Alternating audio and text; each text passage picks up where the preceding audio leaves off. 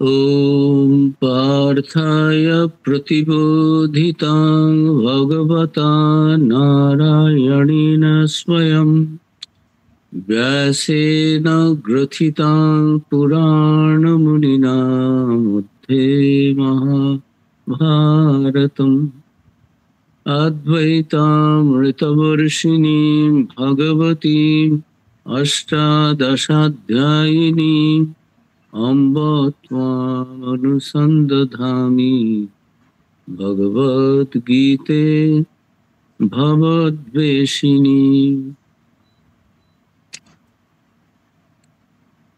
হে জননী ভগবদ্গীতে মহাভারতের মধ্যে প্রাচীন মুনি বেদব্যাস কর্তৃক প্রথিত স্বয়ং ভগবান নারায়ণ কর্তৃক পার্থকে উপলক্ষ করে সম্যক রূপে বিজ্ঞাপিত পুনর্জন্ম নাশকারিণী অদ্বৈতামৃত বর্ষিণী অষ্টাদশ অধ্যায় রূপিণী ভগবতী তোমাকে আমি ধ্যান করি, আমরা সবাই ধ্যান করি। সর্বোপনিষদ গাবো দুগ্ধা গোপাল নন্দনা পার্থবৎস সুধীর ভোক্তা দুগ্ধং গীতামৃতং মহা। সমস্ত উপনিষদ গাভীর স্বরূপ, গোপাল নন্দন দোহন কর্তা শ্রীকৃষ্ণ, অর্জুন বৎসতুল্য, পণ্ডিতগণ পানকর্তা, গীতার অমৃত স্বরূপ বাণী উৎকৃষ্ট দুগ্ধ সদৃশ। বসুদেব সুতং দেবং কংস চাণূরমর্দনম দেবকী পরমানন্দম কৃষ্ণম বন্দে জগদ্গুরুম। বসুদেব পুত্র কংস, বসুদেব পুত্র শ্রীকৃষ্ণ কংস ও চাণূর দৈত্যের বিনাশক, দেবকীর পরমানন্দপ্রদ জগৎগুরু দীপ্তিমান শ্রীকৃষ্ণকে বন্দনা করি। মূকং করতি বাচালং পঙ্গুং লঙ্ঘয়তে গিরিম ইয়ৎকৃপাতমহং বন্দে পরমানন্দ মাধবম। যার কৃপা বোবাকে বাচাল করে, পঙ্গুকে পর্বত লঙ্ঘন করায়, আমি সেই পরমানন্দ মাধবকে বন্দনা করি।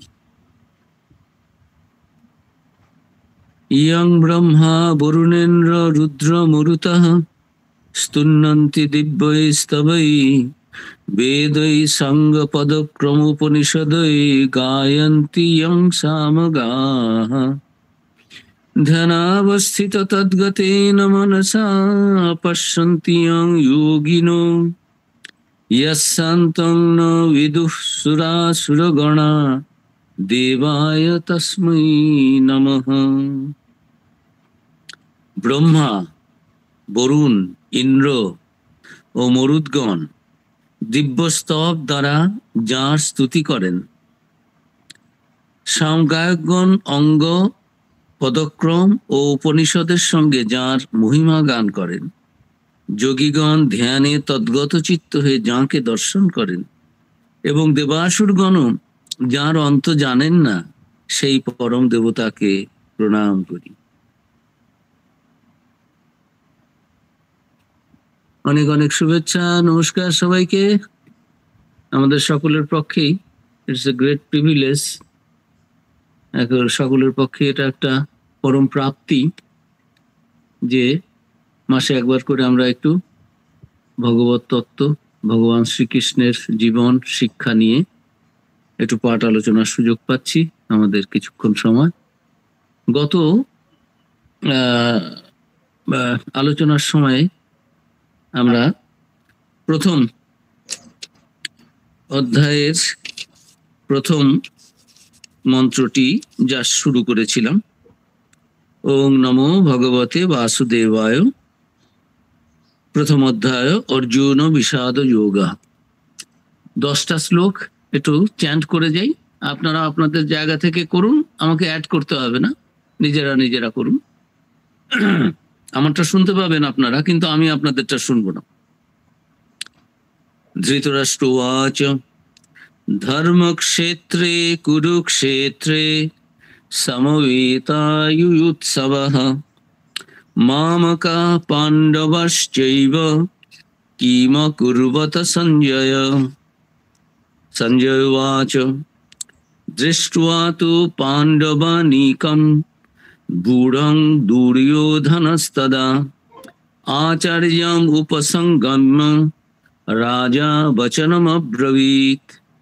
पश्यैतां पाण्डुपुत्राणाम् आचार्य महतीं च मुं गूढं द्रुपदपुत्रेण तव शिष्येण धीमता।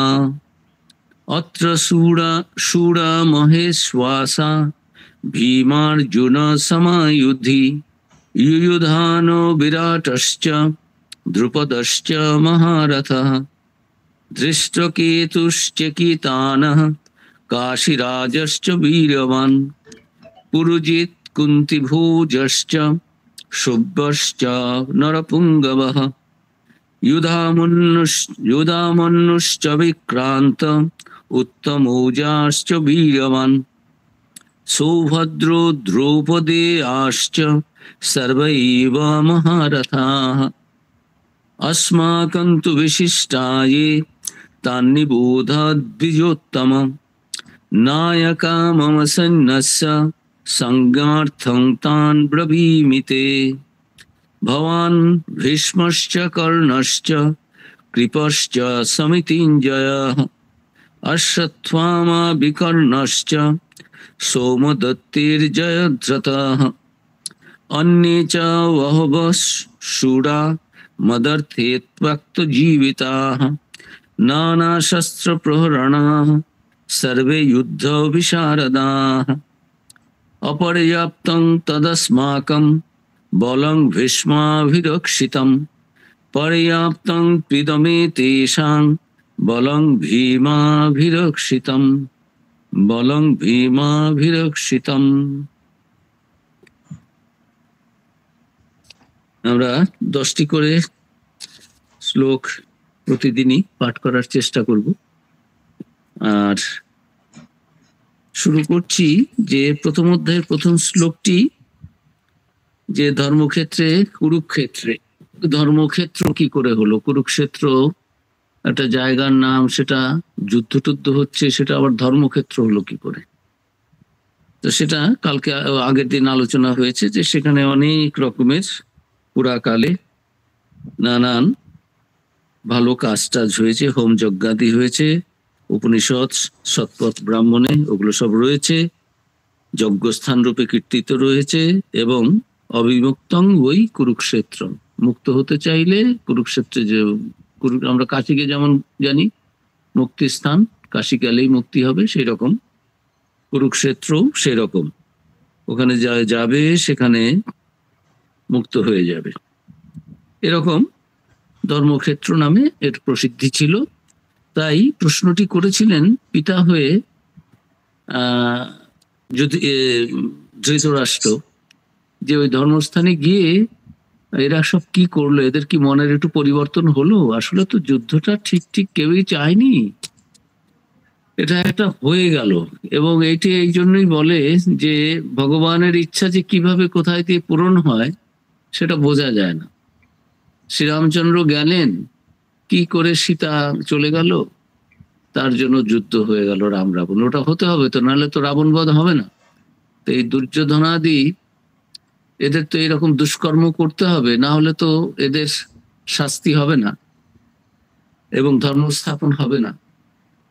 ধর্মের গ্লানি হলে, অধর্মের অভ্যুদয় হলে তখনই তো ভগবান আসেন। যাই হোক, চোখে আঙুল দিয়ে দেখিয়ে দিচ্ছে যে কি করে সব সমাজে অধর্ম হয়, ভয় ভয় হয়, কিভাবে সবাই বলবো না, সমাজের স্তরে বিভিন্ন মানুষ রয়েছেন যারা শুধু শুধু ঠকানোর চেষ্টা করেন, তাতে নিজেরাও ধ্বংস হন, অন্য সকলকেও বহুজনকে ধ্বংস করেন। এই যে ধর্ম স্থাপন হলো, অষ্টাদশ অক্ষৌহিনী মানুষ, সৈন্য, কত রথ রথী, ঘোড়া হাতি, কত কি যে বধ হলো, কত কি যে প্রাণ দিতে হলো। তারপরেও দেখুন এখনো কিন্তু অবতারকে আসতেই হচ্ছে।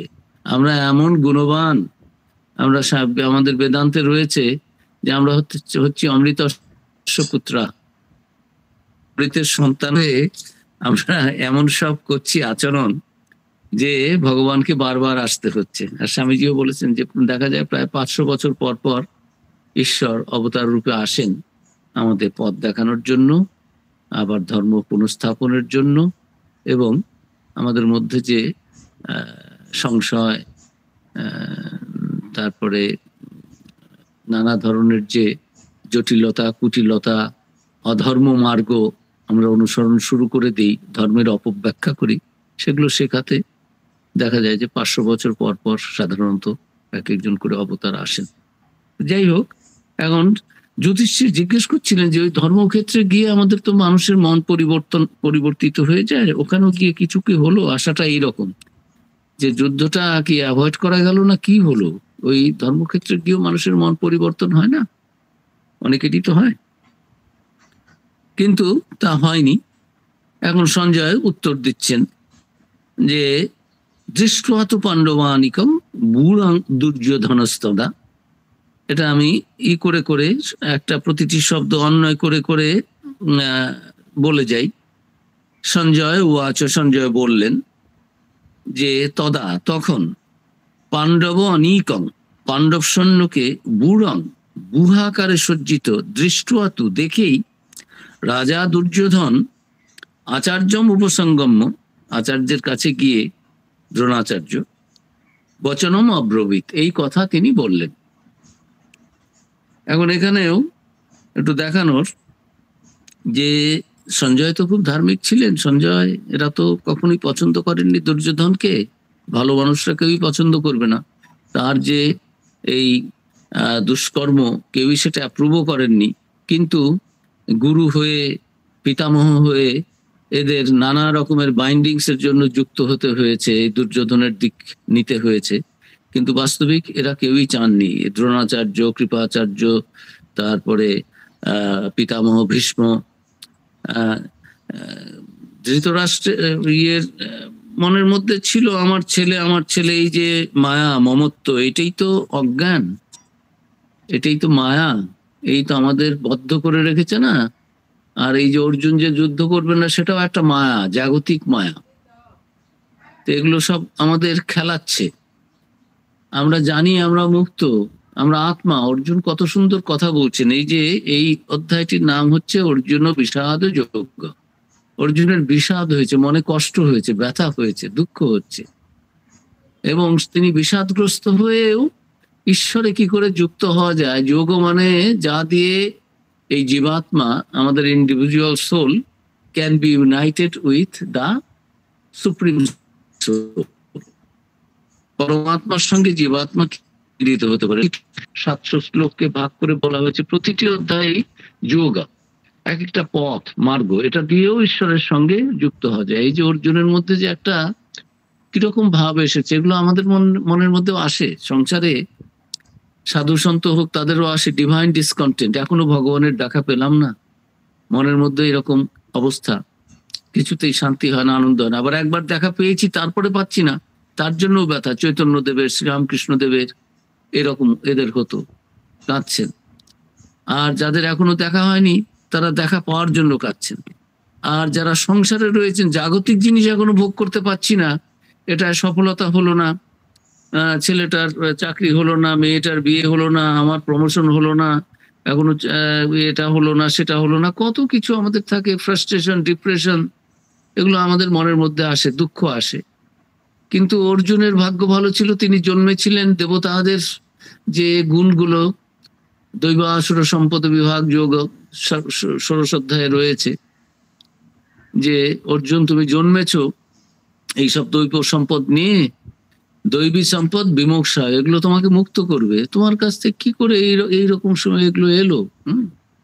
যাই হোক, আমাদের মধ্যে দৈব সম্পদ কম থাকলে আমরা জাগতিক ভাবে, জাগতিক ভোগ লাভকেই আমরা মনে করি যে খুব আনন্দিত হব, এটাই চাই।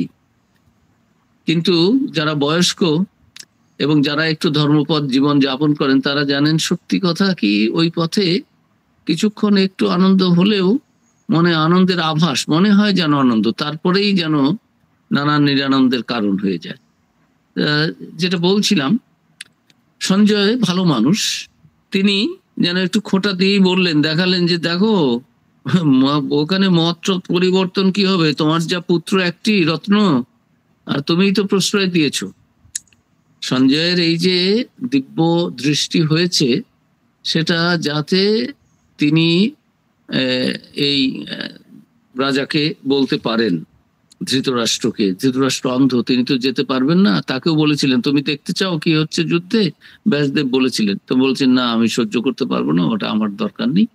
তখন ব্যাসদেব সঞ্জয়কে দিলেন যে পবিত্র আধার, একে আমি সে শক্তি দিচ্ছি, দূরদর্শন এবং দূরশ্রবণ, সেটা সবকিছু দেখতে পাবে। আমরা যেমন টিভিতে দেখি বা বড় পর্দায় দেখি দূরের জিনিস কাছে, সেই রকম উনি দেখে দেখে বলছেন। এবং প্রথম শ্লোকেই তিনি বললেন যে, হ্যাঁ, সঞ্জয় বললেন রাজা দুর্যোধন পাণ্ডব সৈন্যদের বুহাকারে সজ্জিত দেখে আচার্য দ্রোণের কাছে গিয়ে কথা বললেন, মানে তোমার ছেলে কিন্তু ভয়ে আছে, যে আচার্য দ্রোণের কাছে কেন যাবে?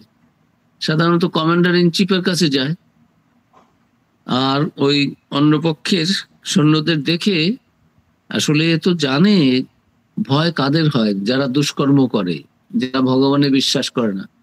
একটা মহা বিপদের সময় যাদের ভগবানে বিশ্বাস আছে তারা ভীত হয় না, সন্ত্রস্ত হয়। তারা জানে ভগবান আছেন, আমাকে রক্ষা করুন। প্রহ্লাদের ভাগবতে আমরা দেখতে পাই কত কিছু বলছে, হ্যাঁ মানো না, তুমি কি করবে, আমি কি করব, আমি অসত্য তো বলতে পারবো না। তুমি ভগবান নও, তুমি হরি নও, তুমি আমার বাবা, তোমাকে ভক্তি শ্রদ্ধা করবো, কিন্তু তোমার নাম জপ করবো কেন? আমি ভগবানের নাম জপ করবো, তুমি তো ভগবান নও, তুমি আমার পিতা। তা তোকে আমি মারবো, মারো, আগুনে পোড়াবো, কত কি করছে, কিন্তু নির্ভয়, ওইটুকু শিশু। তো ভগবানে বিশ্বাস থাকলে তাদের ভয় হয় না। পাণ্ডবদের, অর্জুনদের ভয় হবে না। অর্জুনের যেটা হয়েছে সেটা হচ্ছে মায়া মোহ হয়েছে, সেটাও এটা ভগবানই মায়া শক্তির দ্বারা অর্জুনের মনের মধ্যে এরকম করেছেন, যাতে অর্জুন একটা বিভ্রান্ত, আমরা যেরকম সাধারণ মানুষ হই বিভ্রান্ত, অর্জুন যেন আমাদের রিপ্রেজেন্টেটিভ সেখানে। অর্জুন এই সমাজে এরকম হয়, অর্জুন ওই রকম একটা অসহায়ের মতো, এত বড় একটা অর্জুনের মতো যোদ্ধা তখন কোথায় পাওয়া যাবে? এত বড় যোদ্ধা সমস্ত ভারতে তখন ছিল না। শুধু পাণ্ডবদের মধ্যেই তিনি শ্রেষ্ঠ যোদ্ধা নন, সমস্ত ক্ষত্রিয় বীরগণের মধ্যে তিনি অগ্রগণ্য ছিলেন। সেই রকম মানুষের মধ্যেও দুর্বলতা আসে। কাজে এখানেও আমাদের শিক্ষা যে আমাদের এত ভয় পাওয়ার কিছু নেই। সংসারে অর্জুনের মতো বীরের যদি ভয় হয়, তারও যদি প্রলোভিত হয়ে মন যদি প্রলুব্ধ হয় বিভিন্ন দিকে, জাগতিক দিকে, সেটাও যদি কেমন অসহায় বোধ করে, তাহলে আমাদের কি দোষ আছে? আমরা এমন কি পাপ করেছি, এমন কি দোষ করেছি, এমন কি দুষ্কর্ম করেছি, এমন আমাদের কি যে আমাদের কিছুই হবে না? এটাও একটা হোপ অর্জুনকে দেখে, যে দেখো এরকম যে মনের মধ্যে দ্বন্দ্ব, সংশয়, ব্যথা, বেদনা, অসহায়ত্ব অর্জুনের মতো লোকের যদি হয়, তাহলে আমাদের কি হবে না? হয়েছে, তাতে কি আছে? তার থেকেও মুক্তি পাওয়া যায় যদি ভগবানকে ডাকতে পারি, ভগবানের কথা মতো চলতে পারি, অর্জুনের যেটা হয়েছে। তা সেটা তিনি তখন বলছেন যে যে রাজা দুর্যোধন তখন ওই পাণ্ডবদের সৈন্য বুহাকারে সজ্জিত দেখে তারপরে গুরুর কাছে, দ্রোণাচার্যের কাছে গেল। আসলে তো তার যাওয়া উচিত, সেদিনের সেনাপতি হচ্ছেন পিতামহ ভীষ্ম, তা না গিয়ে এর কাছে যাচ্ছেন, যে এবং একে একটু একটু উত্তক্ত করার চেষ্টা করছেন। পরের মন্ত্রটাতেই রয়েছে পশ্যৈতাং পাণ্ডুপুত্রানাম।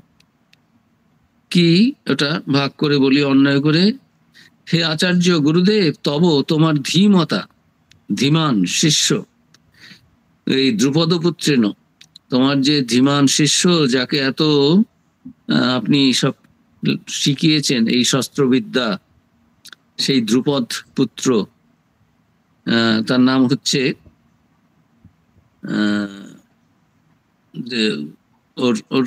ওর নাম হচ্ছে ধৃষ্টকেতু। হ্যাঁ, ধৃষ্টদ্যুম্ন। হ্যাঁ, ধৃষ্টদ্যুম্ন না বলে ওর বাবার সঙ্গে ঝগড়া দ্রোণের ছিল। দ্রোণ এবং এই ধৃষ্টদ্যুম্নর বাবা, তিনি, এরা দুজন বন্ধু ছিলেন। দ্রুপদ রাজা, তারই কন্যা হচ্ছে দ্রৌপদী। তা এই ভরদ্বাজ মুনির ছেলে ছিলেন এই আমাদের দ্রোণাচার্য।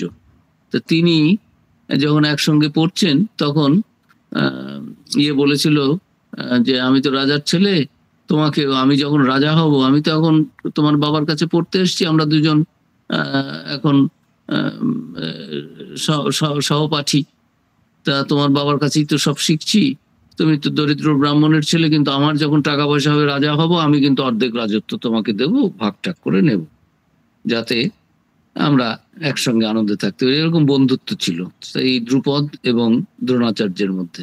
কিন্তু যেই দ্রুপদ রাজা হয়ে গেলেন তিনি তার প্রতিজ্ঞা ভুলে গেলেন, সেটা দ্রোণাচার্যের খুব কষ্ট লেগেছিল, যে আরে বন্ধু হয়ে আর তাকে বলতে আরে তুমি তো পুয়ার ব্রাহ্মণ।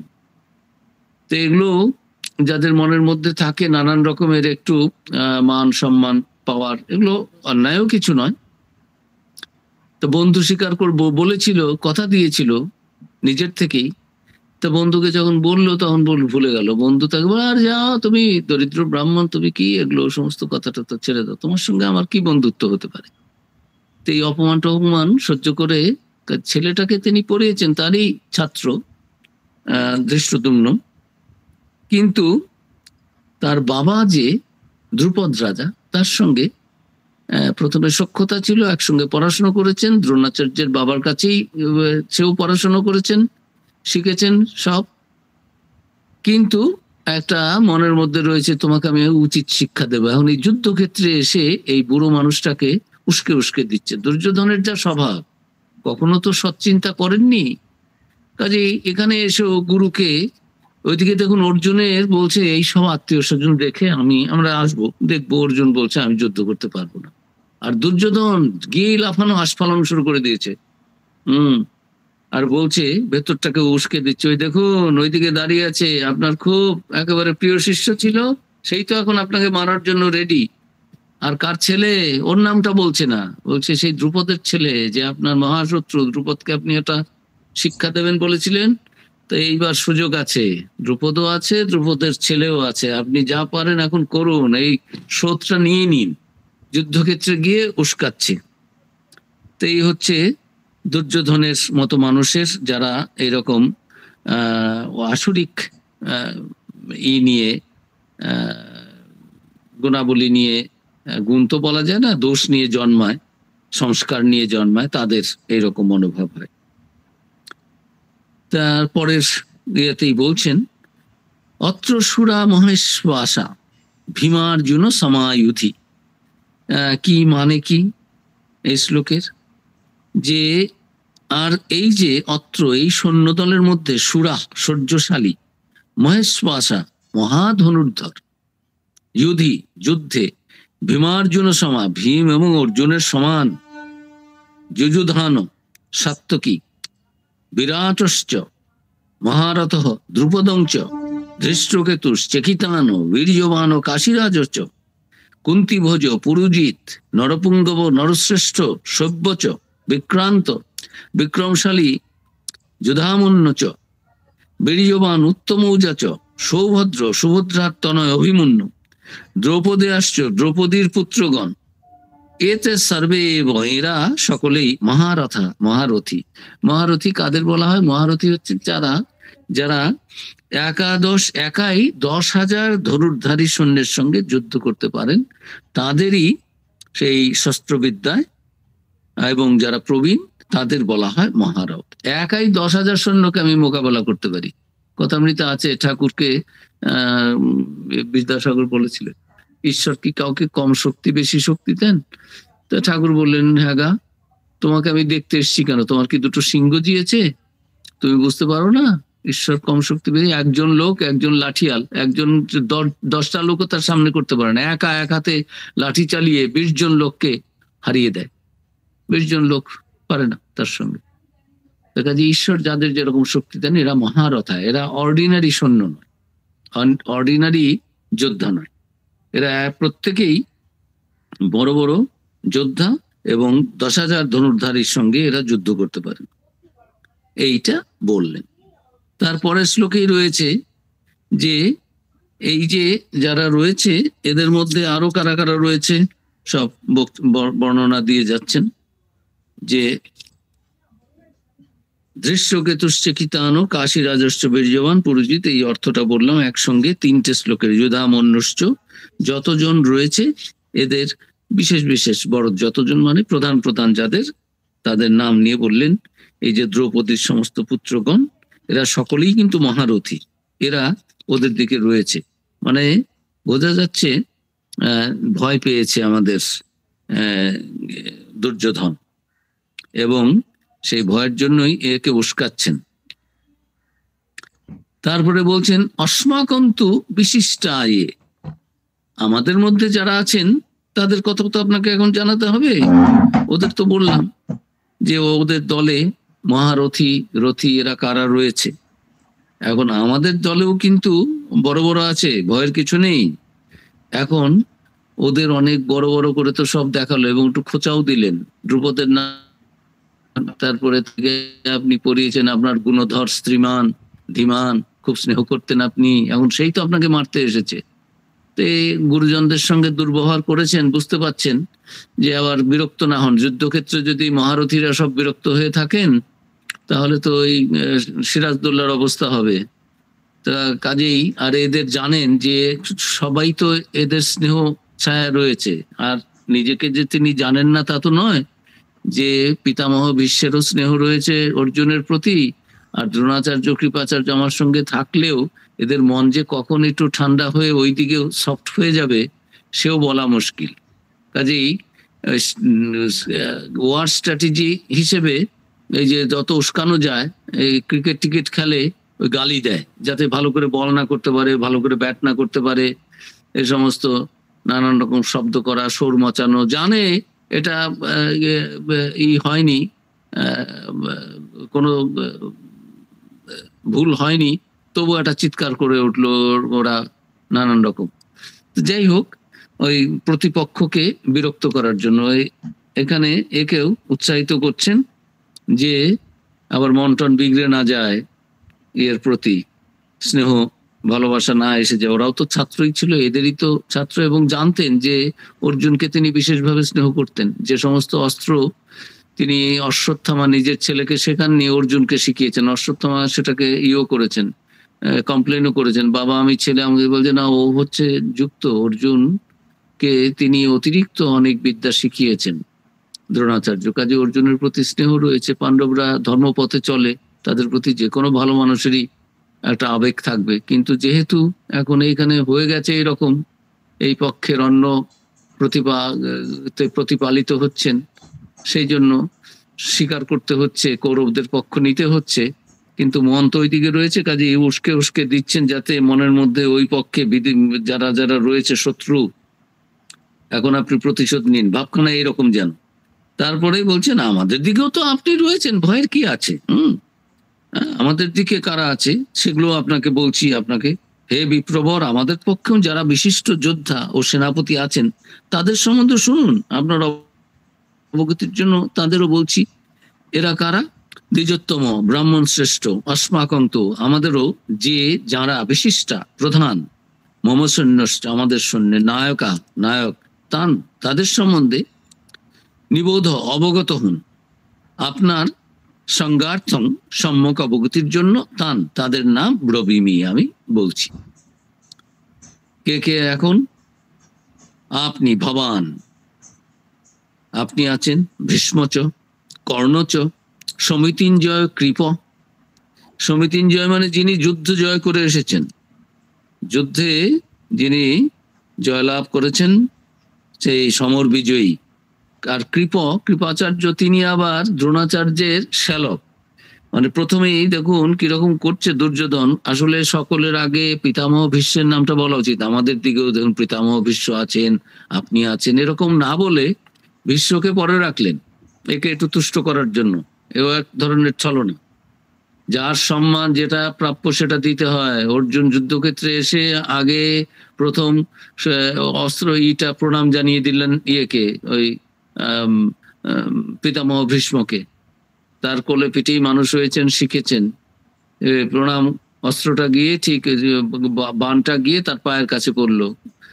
ভীষ্ম বুঝতে পারলেন যে প্রণাম জানাচ্ছে, সেও আশীর্বাদ করলেন। এদের মনে মনে কিন্তু পাণ্ডবদের পক্ষেই রয়েছে। দুর্যোধন যে এগুলো জানে না তা নয়, সে তো জানে যে আমি ঠকি এই সমস্ত করছি। 12 বছর জেলে তো নয়, 12 বছর জঙ্গলে রেখেছি, 2 বছর অজ্ঞাতবাসে রেখেছি, সবই তো অন্যায় করেছি। ভ্রাতৃবধূ যে কন্যার মতো হওয়া উচিত তার সঙ্গে কি রকম ব্যবহার করেছি। দুর্যোধন কি এগুলো জানেন না? পরবর্তীকালে দুর্যোধন বলেছেন শ্রীকৃষ্ণকে যে জানামি ধর্মং নচমে প্রবৃত্তি, ধর্ম কি আমি জানি, জানামি অধর্মং, অধর্ম কি আমি তাও জানি, নচমে নিবৃত্তি, তার থেকে আমার নিবৃত্তি হয় না। ধর্মের আমি কি জানি কিন্তু আমার প্রবৃত্তি নেই, আর অধর্ম কি তাও আমি জানি কিন্তু তার থেকে আমি সেটার থেকে দূরে থাকতে পারি না। এখন কৃষ্ণ তুমি তো ভগবান, তয়া ঋষিকেশ রীতি স্থিত যথানি, তুমি যা আমাকে করিয়েছো আমি তাই করেছি, এগুলো হচ্ছে দুষ্টদের কথা। এনিথিং ভেরি মেরিটোরিয়াস, হ্যাঁ আমি করেছি।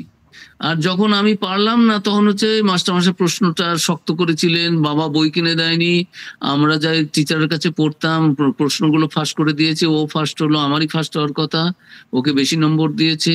এই হচ্ছে জগৎ, আমরা কম বেশি মানুষ এরকম করি। যারা সৎ মানুষ তাদের কথা বলা হচ্ছে না, অসৎ চিন্তার মানুষ, ভালো মানুষ সমাজে আছে দেখেই তো সংসারটা চলছে। যাই হোক, তো এই দুর্যোধনের মনগুলো তো এইরকম। তো তিনি এখন দেখাচ্ছেন এই তো আপনি আছেন, তারপরে ভীষ্মের নাম নিচ্ছেন। কেন আগে ভীষ্মের নামটা নিল না?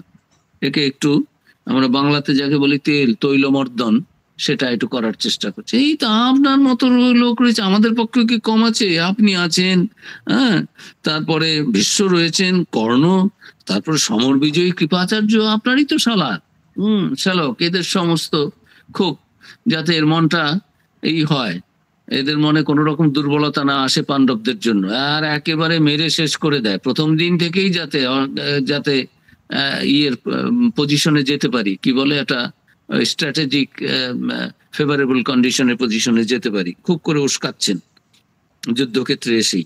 আর ওইদিকে অর্জুন দেখুন, সে ওইদিকে প্রণাম জানাচ্ছে গুরুজনদের, তারপরে চুপ করে আছে, বলছে যুদ্ধ করব কেন। এই তো প্রথম অধ্যায় তো ওইটাই দুঃখ, যে এই সমস্ত গুরুজনদের হত্যা করে আমাকে এদের রক্তরঞ্জিত ভোগ খেতে হবে। কৃষ্ণ, আমি এর মধ্যে কোনো ভালো দেখতে পাচ্ছি না। আমার যা বিচার, যা বিবেক, যা আমি জানি, পড়াশুনো, জ্ঞান বুদ্ধি, আমি পারবো না, আমি পড়ে আমার মন নিচ্ছে না। দেখুন এই সাত্ত্বিক ভাব আর এই তামসিক রাজসিক ভাব, দুষ্টু আর ভালো মানুষের কি পার্থক্য। ও এসে উস্কাচ্ছে, একটু মায়া নেই, মমতা নেই, ক্ষমা নেই। ও তো জানে আমি কি করেছি, আর তারই ফলস্বরূপেই শ্রীকৃষ্ণ নিজে গিয়ে বলেছে, যুধিষ্ঠির বলে দিয়েছে যে ভাই যুদ্ধ করবো না, তুমি ই করে দাও, ছেড়ে দাও, বল যা দেবে তাই নেবে, অর্ধেক রাজত্ব দাও, নেবে না দেবে না, 5টা গ্রাম দাও 5 ভাইকে, না দেবো না, আচ্ছা 5টা বাড়ি দাও, তাও দেবো না, আর তাহলে বিনামূল্যে নাহি দেব সূচ্যগ্রমে তিনি, একবার সূচি পরিমাণে যুদ্ধ করো, এসো। তারপরে শ্রীকৃষ্ণকেও ধমকেছেন যে আমাকে ওই সমস্ত দেখাবে না, ভেলকিবাজি, ওগুলো আমি সব জানি, হ্যাঁ, মায়া যুদ্ধ, ওগুলো আমি এখনই তোমাকে অ্যারেস্ট করতে পারি। শ্রীকৃষ্ণ পালালেন ওখান থেকে, দেখলেন যে এখন এরাও তো পিস্তুত ভাই, হ্যাঁ, এই যে দুপক্ষর হচ্ছে, এরা সব কাজিন ব্রাদার্স, এদের সব তুতো ভাই, কেউ পিস্তুত, কেউ মাসতুত, কেউ খুঁড়তুত, এই সমস্ত। তা শ্রীকৃষ্ণের মধ্যে আর ঢুকলেন না, পালিয়ে বাসলেন যে এই বেটা বদমাস এখনই আমার উপর আক্রমণ করলে তো এখনই আমাকেই বধ করতে হবে, তা তো আমি করবো না, ওকে তো অর্জুনকে দিয়েই বধ করাবো, তো কাজেই ভীমকে দিয়েই বধ করাবো। যাই হোক, তা সেই জন্য উনি তখন চলে গেছিলেন। কিন্তু দুর্যোধনের যে এই কুপ্রবৃত্তি, কিরকম কুটিল, যে যুদ্ধক্ষেত্রে এসে প্রথমে এসে উস্কে গুরুজনদের সঙ্গে কি ভাষায় কথা বলছে, তারপরে ধমকের মতো বলছে, সেগুলো আছে। আমি তো রাজা, মানে বকলমে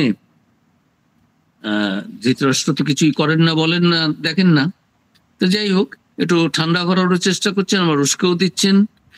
তা এই সমস্ত বলে যুদ্ধের যে পরপর বলছেন, যাদের নাম আমি বলছি, আমাদের দিকে যারা রয়েছেন বিশিষ্ট যোদ্ধা ও সেনাপতি আছেন, তাদের সম্বন্ধে শুনুন। আপনি আছেন কর্ণ, সমর বিজয়ী কৃপাচার্য, ভীষ্ম, অশ্বত্থামা তার ছেলে, এরা সবাই তো বড়, আমার কনিষ্ঠ ভ্রাতা বিকর্ণ, সোমদত্তের পুত্র ভূরিশ্রবা, সিন্ধুরাজ জয়দ্রত আছেন, অন্য বহু বীরও আছেন এদের মধ্যে, যারা আমার জন্য নিজ প্রাণ ত্যাগ করতেও কৃত সংকল্প। মানে আপনি যেন অন্যরকম করবেন না, মানে এদের যা দেখছেন এদের অনেকেই আমার জন্য প্রাণ দেবে, আপনি আবার আপনার প্রাণ নিয়ে ওই মায়াতে পড়বেন না, মোহেতে পড়বেন না। দেখুন, আমাকে ভালোবাসার অনেক লোক আছে, আপনি আমাকে অবমূল্যায়ন করবেন না।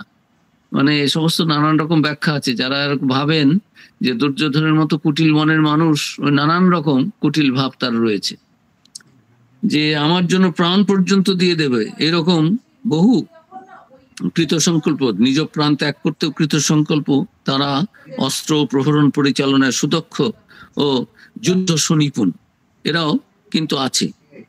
অন্যেচ বহব, অনেক সুরা, আরো অনেক সুরা বীর মদর্থে ত্যক্ত জীবিতা, আমার জন্য প্রাণ পর্যন্ত ত্যাগ করতে প্রস্তুত।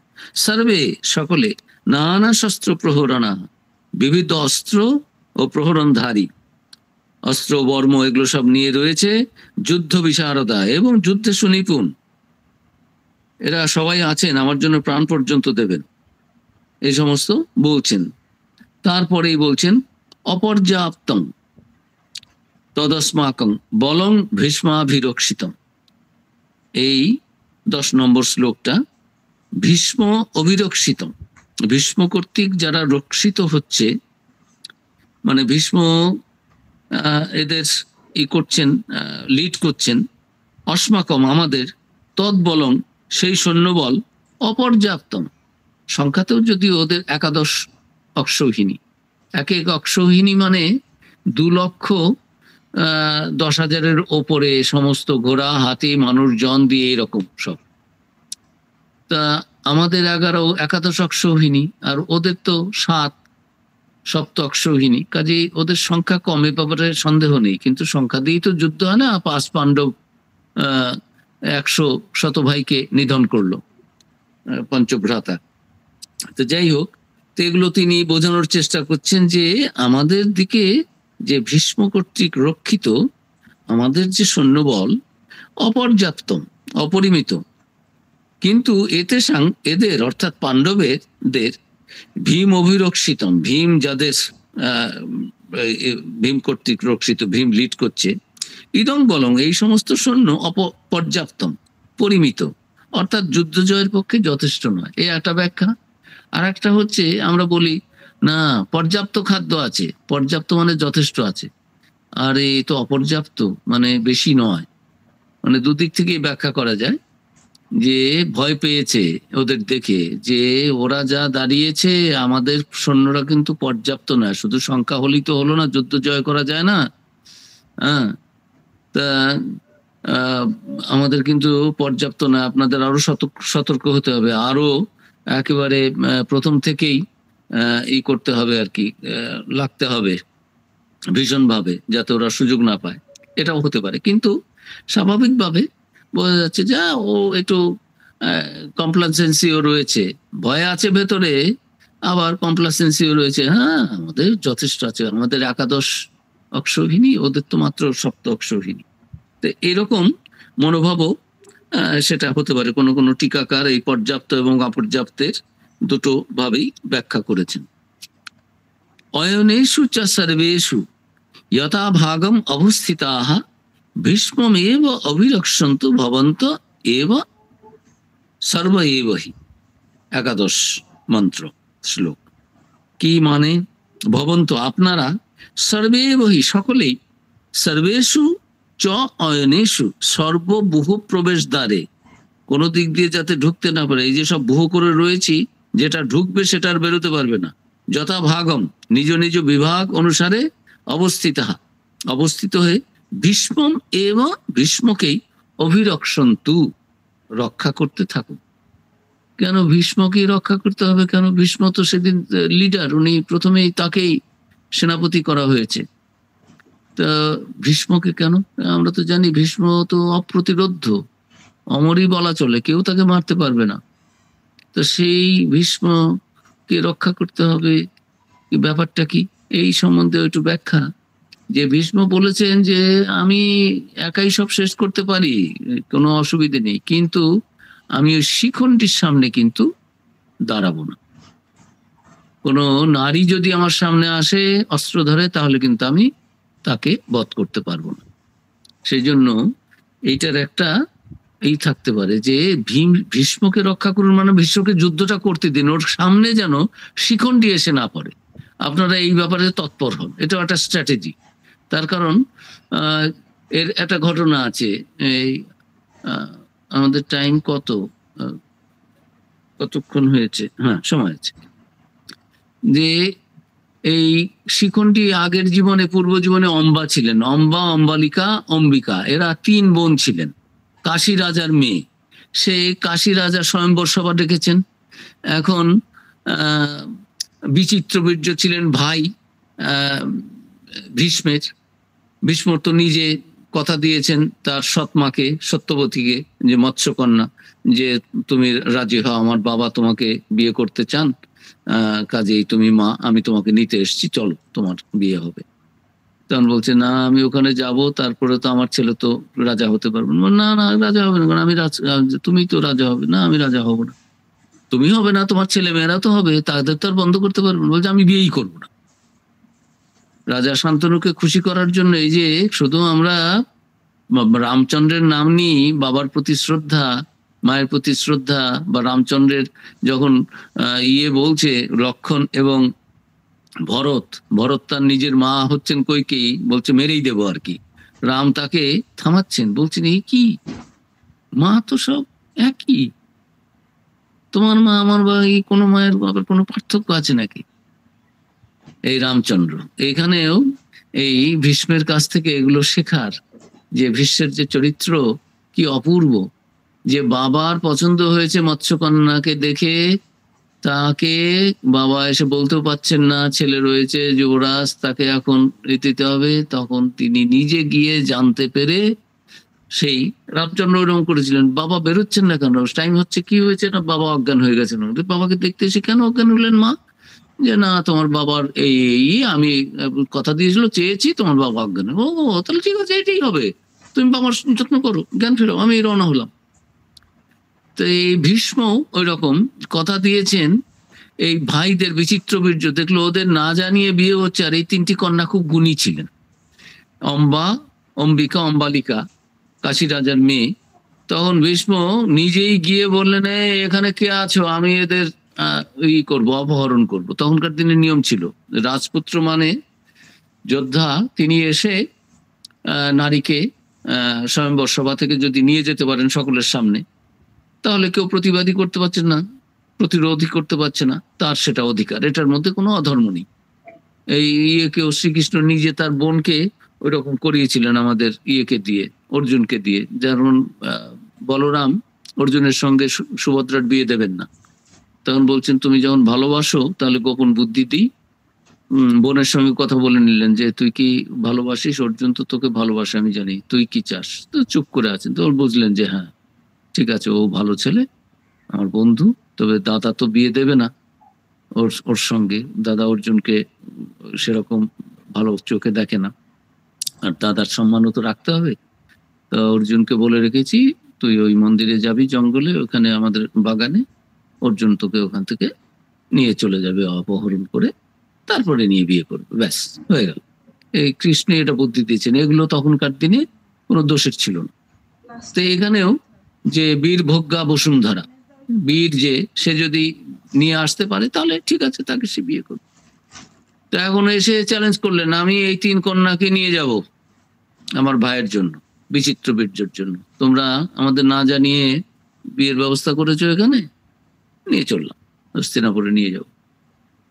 তো কাশী রাজার ক্ষমতা হলো না, ওখানে যতজন ছিল কারোই ক্ষমতা হলো না।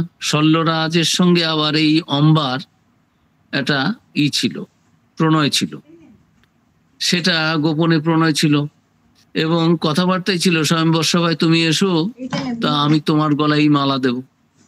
তা এখন দেখলো যে সেটা আর হচ্ছে না, অন্য কেউ তো পারলোই না, শল্যরাজ এলো, তাকেও আর বধ করলেন না, কিন্তু বেশ জখম করে অপমান করে ছেড়ে দিলেন আর কি ভীষ্ম, এবং এই 3 বোনকে তুলে নিয়ে রথে তুলে নিয়ে বাড়িতে চলে গিয়ে সত্যবতীকে দিলেন যে মা, সত্যবতী রেডি হয়ে আছেন, বিয়ের ব্যবস্থা করবেন এখন। কিন্তু বাকি দুই বোন রাজি হয়ে গেল, কিন্তু অম্বা বলছে না, আমি তো আপনার ভাইকে বিয়ে করব না বিচিত্র বীর্যকে। কেন? বলছে না, আমার প্রেমিক রয়েছেন, আমি প্রণয়াসক্ত শল্যর প্রতি, আমি আজ ঠিক করে এসেছিলাম তাকে মালা দেব। আমি মনে মনে তাকে পতি বলে গ্রহণই করেছি অলরেডি, শুধু বিয়েটা হয়নি, কিন্তু মানসিকভাবে আমরা দুজনেই প্রস্তুত। তখন বললেন, সত্যবতী বললেন, হ্যাঁ সেটা তো ঠিকই। যদি ভীষ্ম বললেন, না তাহলে আমি অধর্ম করব না, তুমি যখন তাকে ভালোইবাসো চলো, তোমাকে সম্মানের সঙ্গে ফেরত পাঠিয়ে, নিজে গেলেন না, লোক দিয়ে রথে করে ফেরত পাঠিয়ে দিলেন, যাও। এখন শল্যরাজ তো সকলের সামনে অপমানিত হয়েছে যে নিজের স্ত্রীকে রক্ষা করতে পারলো না। সেই তো অন্য কেউ জানুক না জানুক, সে তো জানে আজকে তার গলায় মালা পড়বে, ও তারই স্ত্রী ভেতরে ভেতরে। শুধু ইটাই হয়নি, রিচুয়ালিস্টিক ব্যবস্থাটাই হয়নি, কিন্তু আন্তরিকভাবে তো ঠিকই রয়েছে, দুজনের দুজনের কথা ছিল। কিন্তু শল্য এখন বললো, না আর একজন তোমাকে নিয়ে গেছে পরিত্যক্তা নারীকে আমি গ্রহণ করব না, এটা আমি কিরকম ক্ষত্রিয়, আমি নেব না। এর হয়ে গেল মুশকিল। এসে ফিরে আবার একে বলল যে তাহলে আমি তোমাকেই বিয়ে করবো, তুমি এনেছো তোমার ভাইদের জন্য, তো আমি আসিনি, আমাকে এখন ও নিচ্ছে না, তাহলে আমার এখন কি হবে? এও বলছে না, আমি তোমাকে কি করে, আমি তো ব্যাচেলার, আমি তো সেলিব্রেট, আমার তো সম্ভবই না, প্রশ্নই আসে না, আমি তোমার ওরকম ভাবতেই পারি না, আমার দ্বারা তো সম্ভবই নয়। বলছে আমি বিয়ে করলে তোমাকেই করবো। শল্য আমাকে ফেরত পাঠিয়ে দিয়েছে, এখন আমি তো এরকম অনড়া থাকতে পারি না, তাহলে বলছে না সেটা হবে না। তখন এই জঙ্গলে চলে গেল। এখন জঙ্গলে চলে গিয়ে তপস্যা এটা ওটা করলো, অন্য সব সাধক টাধক যারা ছিলেন তাদের দুঃখের কথা বললেন যে আমি এর প্রতিশোধ নেব ভীষ্মের প্রতি, ভীষ্ম আমাকে এইরকম করলো, শল্যও নিল না, তা এখন কে? ভীষ্মই হচ্ছে আসল দোষী। তো সে সমস্ত করে তপস্যা আরম্ভ করে দিল। শিবের কাছ থেকে তিনি বর পেলেন যে হ্যাঁ তিনি পরের জীবনে জন্মাবেন এবং নারী হয়ে জন্মাবেন, পরে পুরুষ হবেন এবং ই করবেন, প্রতিশোধ নেবেন বিশ্বের থেকে। তো তার আগে পরশুরামের কাছে গেলেন, বিভিন্ন জনের কাছে। পরশুরামের কাছে গিয়ে বললেন, পরশুরাম বললেন যে আচ্ছা ঠিক আছে, ভীষ্ম তো আমারই শিষ্য, ঠিক আছে যাই আমি বুঝিয়ে বলি, আমি শল্যকেও বলতে পারি। এরা সব বললো তুমি শল্যর কাছে ফিরে যাও, দেখো তুমি স্বামী এবং বাবা এরা দুজন হচ্ছেন রক্ষক নারীর, তা তুমি এদের ছাড়া থাকবে কেন? তুমি হয় বাবার কাছে ফিরে যাও, আর তার জন্য না আমি ফিরবো না। তাহলে তুমি শল্যর কাছে ফিরে যাবো না, সে আমাকে নেবে না, দ্বিতীয়বার আমি যাবো না। তখন ওই বললেন যে শল্যকে আমি বলে রাজি করিয়ে দেবো। আমি বললে, পরশুরাম বললে না করবে না, যে দেখো এটা তোমার অনুচিত হচ্ছে, এই কন্যাটি তোমার জন্যই অপেক্ষা করে আছে, ওর তো কোনো দোষ নেই, তুমি বাধা দিয়ে ফেরাতে পারোনি, রক্ষা করতে পারোনি, সে তো বলে কই নিয়ে গেছে, আর তাকে তো তার অপমান করেনি, তার তো কোনো মর্যাদাহানি করেনি নারীর, সে সম্মানে নিয়ে গেছে ভাইয়ের জন্য। যখনই জেনেছে না তার ভাইকে সে বিয়ে করবে না, তোমার প্রতি অনুরক্তা, তৎক্ষণাৎ তাকে সম্মানের সঙ্গে, কোনো রকম কিছুই দোষণীয় কিছু করেনি কন্যাটি, সে একেবারে যেমন তোমাকে ভালোবাসে যেন তুমি, কিন্তু ও কিছুতেই শল্যরাজের কাছে যাবে না। তখন বলে যে তাহলে আমি ইয়েকেই বলে, আমি যদি করতেই হয় তাহলে আমি ভীষ্মকেই করবো। তাহলে ভীষ্মকেই বলছি। ভীষ্মকে বললেন যে ভীষ্ম দেখো এই মেয়েটার তো এরকম অবস্থা, কর তোমার জন্য এরকম হয়েছে, সে তো তোমাকে ছাড়া কাউকে বিয়ে করবে না, শল্যরাজ তাকে নেয়নি, এই পরিত্যক্তা নারীকে এখন কি করবে, তোমাকেই এটা দায়িত্ব নিতে হবে। ভীষ্ম তখন বললেন না তাহলে তোমাকে আমি বধ করব। তখন বললেন গুরুদেব আপনি করুন, বধ করুন।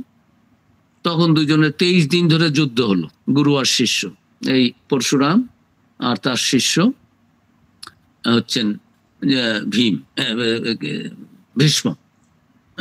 23 দিন পরেও তখন ভীষ্ম দেখলেন যে না এখন আমি অব্যর্থবান, এই বানে পরশুরাম মারা যাবেনি, গুরু হত্যা হয়ে যাবে। এই অবস্থা যখন বান বের করছেন তখন পরশুরাম যুদ্ধবিরতি করলেন। কারোই জয় হলো না, কারোই পরাজয় হলো না, জয় পরাজয় ড্র হয়ে গেল, যুদ্ধবিরতি হয়ে গেল, এই অবস্থায় থাকলো। যুদ্ধ এর দেওয়া হলো না, কনক্লুশনে আসা গেল না, কে জয়ী না জয়ী সেটা না করে। তখন এই দেখলো আপনিও যখন আমাকে বাঁচাতেই পারলেন না, তখন ওই জঙ্গলে গিয়ে আবার তপস্যা করলো, এমন তপস্যা করলো এই ইয়েতে যমুনার তীরে এক পায়ে দাঁড়িয়ে, এই নানান রকম বর্ণনা রয়েছে মহাভারতে এইসব অম্বার। তা যাই হোক, খুব তপস্যা করলো, না খেয়ে থেকে একেবারে শুকিয়ে গেছে তারপরে শিবের তপস্যা করলেন, শিবের তপস্যা করে শিব দেখা হলো, শিব খুশি হয়ে বললেন আচ্ছা ঠিক আছে যাও তোমার, তখন ও দেহ ত্যাগ করে ফেললো আগুন জ্বালিয়ে, যে ঠিক আছে পরের জন্মে আমি জন্মাবো। ওই দ্রুপদের ঘরে এসে জন্মালেন। দ্রুপদ দেখলেন যেটা মেয়ে জন্মেছে, কিন্তু ও শিবের কাছ থেকে পেয়েছে যে তোমার ঘরে জন্মাবে, ও পরে পুরুষ হবে। ও ছেলের মতো করেই মানুষ করছে, ছেলে মানুষ করলো, এখন তার বিয়ে দিল, বিয়ের সময় সে ধরা পড়ে গেল, তখন সে আবার জঙ্গলে পালিয়ে গেল, তারপরে সে পুরুষের মতোই ফিরে এলো। তো যাই হোক, এই নানান গল্প রয়েছে, পৌরাণিক গল্প, এই মহাভারতে সব গল্প টল্প এগুলো রয়েছে। এখন জানেন এর পূর্বজন্মে কি কে ছিলেন, ভীষ্ম। আর ওকেও বলে দিয়েছেন শিব যে তুমি পরের যে জন্ম হবে তুমি তোমার স্মরণে আসবে পূর্বজন্মের কথা, এবং তুমি সেরকম সব মনে করতে পারবে, এই জীবনে কি হলো এবং তুমি কি করতে চাচ্ছ, তুমি তোমার প্রতিশোধ নেবে, সেটা পারবে সুযোগ। তো কাজে এই শিখণ্ডীকে যে আটকানো, সে যদি এসে যায় সামনে, তাহলে বলেছে তাহলে আমি অস্ত্র ফেলে দেব, আমি কোনো নারীকে বধ করব না। আর শিখণ্ডী যদি আসে, সেটা একেবারে দুর্যোধনকে প্রথম থেকে বলে দিয়েছেন, সবই প্লাস পয়েন্ট এই ইয়েকে নিয়ে, ভীষ্মকে নিয়ে এই একটি হচ্ছে। সেই জন্য বলছেন যে আপনারা যারা রয়েছেন অয়নেষু চ সর্বেষু যথাভাগম অবস্থিতা ভীষ্মম এব অবিরক্ষন্তু ভবন্তু সর্বে এবহি। আপনারা যারা রয়েছেন এরা যার যার জায়গায় থাকুন, দেখুন ওই শিখণ্ডী যেন না আসতে পারে, মানে ভীষ্মকে রক্ষা করুন। ভীষ্ম যা করার করবে, ও একাই তো সব মেরে শেষ করতে পারে, বলেছেন সেটা আমি করতে পারি, কিন্তু তাকে করার সুযোগটা দিন। ওকে যাতে কে বিরক্ত করতে পারে, কে ওকে ভীষ্মকে অস্ত্র থেকে অস্ত্র পাত থেকে বিরত করতে পারে না, ওই একমাত্র কোনো নারী বা এই শিখণ্ডী। দেখুন যে শিখণ্ডী যাতে না আসতে পারে, তো এই সমস্ত জন্যই বললেন। তস্য সংজনয়ন হর্ষং কুরু বৃদ্ধ পিতামহ সিংহনাদং বিনোদ্যচ্চৈ শঙ্খং তদ্মৌ প্রতাপবান। হ্যাঁ, অন্যায় করলে কি হয়? অন্যায় রয়েছে প্রতাপবান, প্রতাপশালী কুরু বৃদ্ধ, কুরুকুলের যে মানে পিতামহ ভীষ্ম, তিনি দেখলেন দুর্যোধনের মনটা এখন নানান রকম হয়ে গেছে, এটা ভীত সন্ত্রস্ত হচ্ছে। আমার কাছে না এসে দ্রোণাচার্যের কাছে গিয়ে নানান রকম তাকে বলছে, আর উনি বুঝতে পেরেছেন ওর কাঁপুনি ঢুকেছে ভেতরে, তখন ওকে সাহস দেওয়ার জন্য তখন পিতামহ ভীষ্ম কি করলেন, সঙ্গে সঙ্গে তার আনন্দ আনার জন্য, যে ওর তো মন খারাপ হয়েছে, হারবো কি জিতবো, যা ওকে আনন্দ দেব, আনন্দ উৎপাদন করার জন্য, বর্ধন করার জন্য উচ্চ সিংহনাদে বিনোদ্য করে শঙ্খ দদ্ম বাজালেন।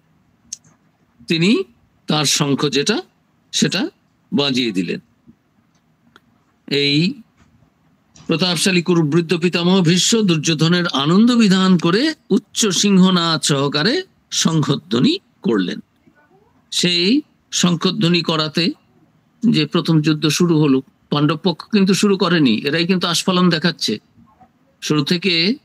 এই দুর্যোধন এবং দুর্যোধনকে খুশি করার জন্য এখন কুরু বৃদ্ধ পিতামহ তিনি উচ্চস্বরে সিংহনাদ করলেন তার শঙ্খ দিয়ে। তত শঙ্খাশ্চ ভের্যশ্চ পনবানক গৌমুখা সহসৈভহন্নত সশব্দস্তুমূলো ভবৎ। 13 নম্বর শ্লোক। তত অনন্তর শঙ্খ, এই ভের্যচ, শঙ্খ এবং ভেরি, এই নানান রকমের ভেরি বাজে না যুদ্ধের সময়। পনব, আনক, গোমুখা, পনব, আনক, গোমুখ প্রভৃতি। পনব কি? মৃদঙ্গ। আনক হচ্ছে ঢাক, গোমুখ হচ্ছে রণশঙ্খ। এসবই তখনকার দিনের রণবাদ্য। এগুলো সব একসঙ্গে একবারে গগন বিদারী শব্দ স্তুমূল ভবৎ, তুমুল শব্দ আরম্ভ হলো। এরা সবাই মিলে শুরু করে দিল, গোমুখ একসাথে অভ্যহন্যন্ত বেজে উঠল। সেই শব্দ রণবাদ্য তুমুল ভীষণ শব্দ করে, অর্থাৎ শত্রুপক্ষের ভয়ের কারণ অভবত হয়ে উঠেছিল। এত সবাই মিলে যেই প্রথম শুরু করলেন সিংহনাদ ভীষ্ম, তখন অন্যান্য সকলেই এই সমস্ত দিয়ে শুরু করে দিল। তত শ্বেতৈর্যুক্তে মহতি স্পন্দনে স্থিত মাধব পাণ্ডবশ্চৈব দিব্য শঙ্খ প্রদদ্মত। 14 নম্বর শ্লোক কি বলছেন অর্থ? তত তারপরে শ্বেতই হয় যুক্তে শ্বেতবর্ণ অশ্বসমূহ যুক্ত মহতি বৃহৎ স্যন্দনে রথে স্থিত অবস্থিত বা আরূঢ় হয়ে মাধব শ্রীকৃষ্ণ এবং পাণ্ডব অর্জুন দিব্য দিব্য সুন্দর শঙ্খদ্বয় প্রদদ্মত বাজালেন। এরা দুজনে, কৃষ্ণ এবং অর্জুন দুজনে শঙ্খ বাজালেন। কে কি বাজালেন?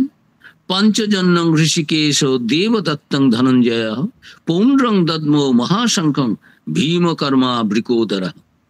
পঞ্চজন্য নামে যে শঙ্খ, সেটা কে বাজালেন? শ্রীকৃষ্ণ। ঋষিকেশ, ঋষিক ঈশ, ঋষিক মানে আমাদের ইন্দ্রিয়, আমাদের ইন্দ্রিয়গুলোর যিনি নায়ক, যিনি ভগবান, ইন্দ্রিয়ের যিনি মালিক, ইন্দ্রিয় যিনি পরিচালনা করেন, তিনি হচ্ছেন ঋষিক ঈশ। ঋষিকেশ মানে শ্রীকৃষ্ণ ভগবান। আমাদের ইন্দ্রিয়গুলো, আমরা বলে আমি করলাম, অর্জুনকে বললেন অর্জুন যুদ্ধ টুদ্ধ সব করবে, তুমি কিন্তু কিছুই করছো না,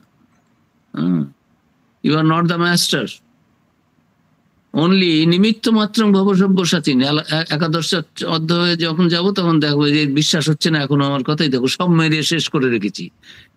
ওই যে তোমার পক্ষের আর ওই পক্ষের এই সব দেখো, এই আমার মুখের মধ্যে দেহের মধ্যে দেখতে পাচ্ছ না, সব করে রেখেছি, তুমি শুধু ওই কলা গাছের মতো দাঁড়াও। তো যাই হোক, ওগুলো বোঝাতে এতগুলো লেগেছে। তো এখানে ইন্দ্রিয়ের যিনি প্রভু, লর্ড, ঈশ্বর, তিনি হচ্ছেন শ্রীকৃষ্ণ ভগবান।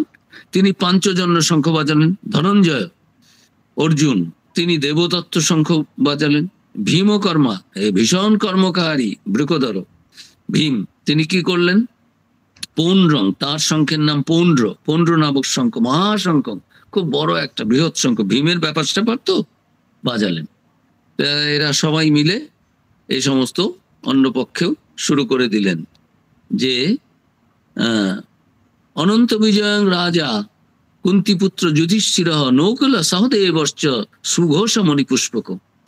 এরা কে কি করলেন? যুধিষ্ঠির এবং নকুল সহদেব, সেটাও বর্ণনা রয়েছে এখানে 16 নম্বর শ্লোকে।